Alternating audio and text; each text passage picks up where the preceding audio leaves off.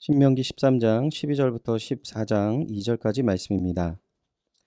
내 하나님 여호와께서 내게 주어 거주하게 하시는 한 성읍에 대하여 내게 소문이 들리기를 너희 가운데서 어떤 불량배가 일어나서 그 성읍 주민을 유혹하여 이르기를 너희가 알지 못하던 다른 신들을 우리가 가서 섬기자 한다 하거든 너는 자세히 묻고 살펴보아서 이런 가증한 일이 너희 가운데에 있다는 것이 확실한 사실로 드러나면 너는 마땅히 그 성읍 주민을 칼날로 죽이고 그 성읍과 그 가운데 거주하는 모든 것과 그 가축을 칼날로 진멸하고 또 그 속에서 빼앗아 차지한 물건을 다 거리에 모아놓고 그 성읍과 그 탈취물 전부를 불살라 내 하나님 여호와께 드릴지니 그 성읍은 영구히 폐허가 되어 다시는 건축되지 아니할 것이라.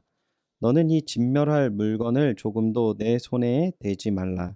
그리하면 여호와께서 그의 진노를 그치시고 너를 긍휼히 여기시고 자비를 더하사 내 조상들에게 맹세하심 같이 너를 번성하게 하실 것이라.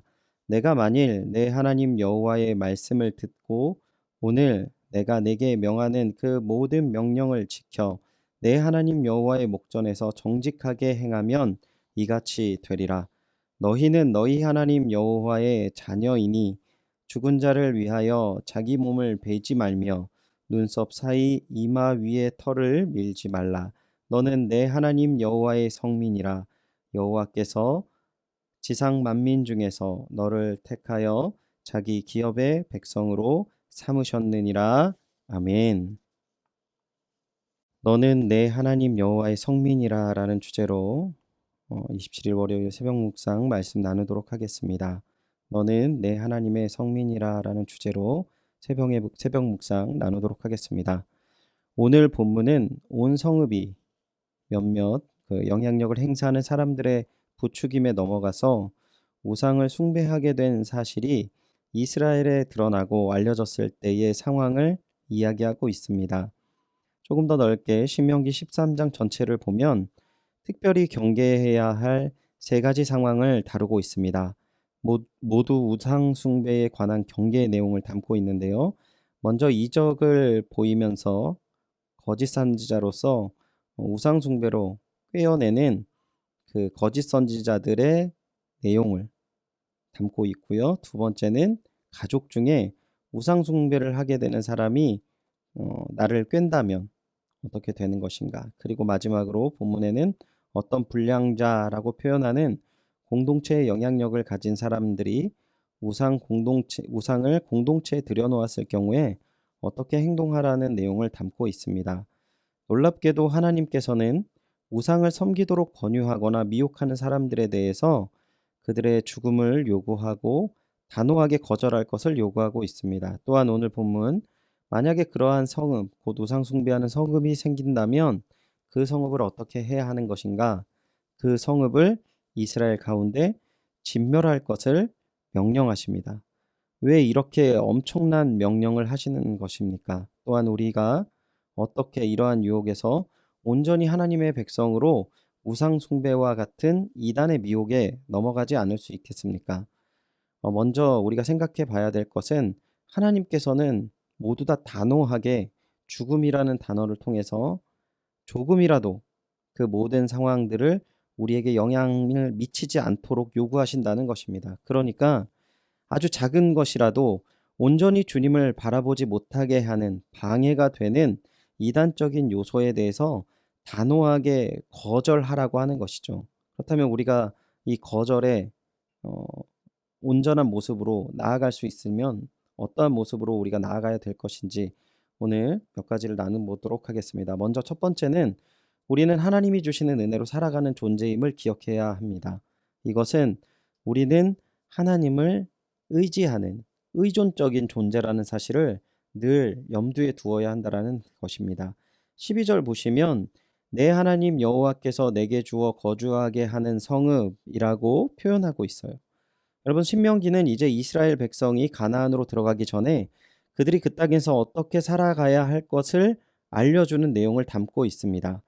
그렇다면 그들이 가장 먼저 그 땅에서 살아갈 때 인지해야 할 것이 무엇이냐라는 것이죠.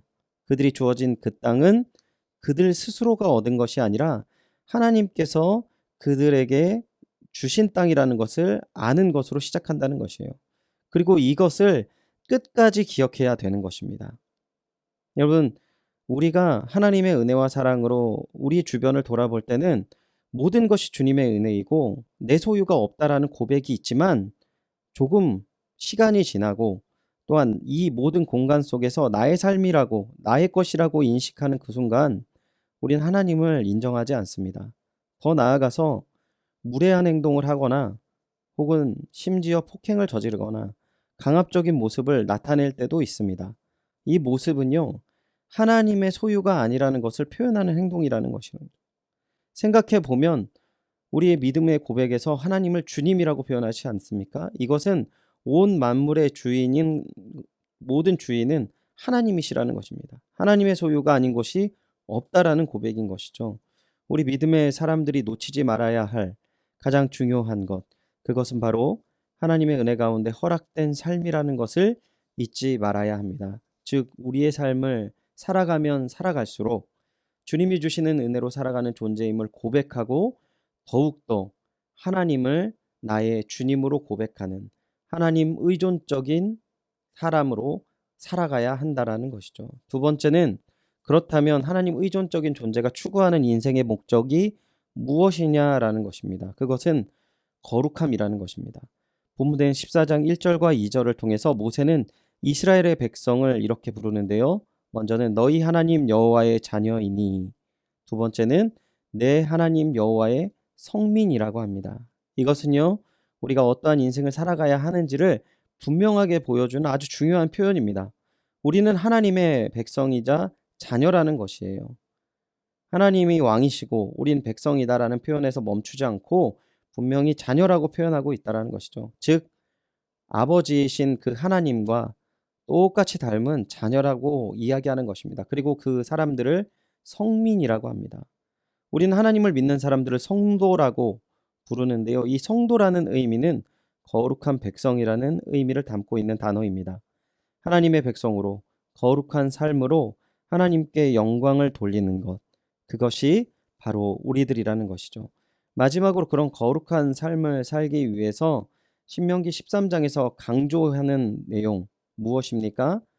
그것은 하나님을 믿는 믿음의 삶에 도전되는 아주 작은 것이라도 단호하게 거절해야 한다라는 것입니다.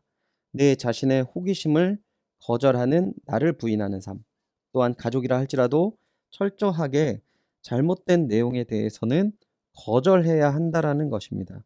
또한 불의한 이단의 공동체를 단호하게 거절하라는 것입니다. 사실 우리 믿음의 백성들이 이 믿음의 길을 걸어갈 때 작고 또한 우리가 그냥 무의식 속에 무시하는 것들이 있는데 그러한 모든 것들에 대해서 더욱더 경계의식을 갖고 거절하라는 것이죠. 그만큼 온전히 하나님만 믿고 살아가는 삶을 살기 위해서는 작은 배교의 모습도 결국 하나님을 떠나게 하는 것이기에 하나님께서는 철저하게 거절과 적극적인 대항을 가지라고 말씀하시는 것입니다.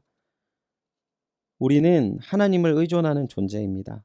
그리고 하나님의 거룩함을 추구하는 백성이며 믿음의 길이 아니면 가지 않는 사람들입니다. 오늘 이 말씀을 기억하시면서 하나님의 거룩한 백성의 삶, 그래서 하나님의 자녀로서 주님께 영광 돌리시는 귀한 하루 하나님께 돌리시는 시간 되시기 바랍니다. 기도하겠습니다. 하나님 감사합니다. 주의 귀한 은혜와 사랑 가운데에서 오늘 말씀을 통하여서 우리가 정말 주님의 백성으로 어떻게 살아가야 될지를 또한 깨닫게 하시니 감사드립니다. 생각해 보면 하나님을 인정하지 않고 나의 뜻과 또한 나의 생각에 이 정도면 괜찮겠지 하는 것이 있었음을 고백드립니다. 주님 용서하여 주시옵소서. 온전히 주님 앞에서 주님의 뜻 가운데 믿음의 길 걸어가게 하여 주옵시고 거룩한 주님의 백성으로 영광 돌리는 하루 되게 하여 주시옵소서. 오늘 이 귀한 말씀을 통하여서 오늘 코로나19로 인하여서 어렵고 힘들며 또한 믿음이 무의미해지는 도전이 받는 이 시기에 더욱더 하나님의 백성으로 온전하게 살아가는 하루를 주님께 돌리게 하여 주시옵소서. 허락하실 귀한 은혜와 사랑 감사드리며 이 모든 말씀 주 예수 그리스도의 이름으로 기도드리옵나이다. 아멘. 우리 함께 말씀을 기억하시면서 기도하시기 바랍니다. 온전히 주님만 의지하며 단호하게 우리가 믿음이 아닌 길들을 거절하는 믿음의 길 걸어가게 하여 주시옵소서. 온전히 주님의 백성으로 거룩한 백성으로 살아가게 하여 주시옵소서. 말씀을 기억하며 기도해 주시기 바랍니다. 담임 목사님 청빙을 위해서 함께 기도하시기 바랍니다. 연희교회가 한 몸을 이루는 지체로서 머리 대신 예수님의 말씀과 뜻을 잘 전달하실 수 있는 준비된 목회자를 모실 수 있도록 성도들의 영혼을 사랑하고 푸른 초장으로 인도하며 영혼의 생수를 마시며 성장시키는 목회자를 모실 수 있도록 또한 사람의 생각이나 힘이나 방법이 아닌 오직 주님의 뜻으로 방법으로 준비된 목회자를 모실 수 있도록 담임 목사 청빙을 위해서 기도해 주시기 바랍니다. 코로나19의 조속적인 종식과 교회와 모든 성도님들의 안전을 위해서 또한 기도해 주시기 바랍니다. 그리고 박모재 선교사님, 유덕희 선교사님의 가정의 온전하심과 또한 사역을 위해서 기도해 주시고요. 특별히 우리 조호종 장로님 폐렴 증세와 콩팥 이상으로 병원에 입원 치료 받고 계신 가운데 있습니다. 우리 조호종 장로님의 조속하신 회복과 함께 예배드리며 건강한 모습으로 주님께 영광 돌릴 수 있도록 우리 함께 기도해 주시기 바랍니다. 다 같이 기도하겠습니다.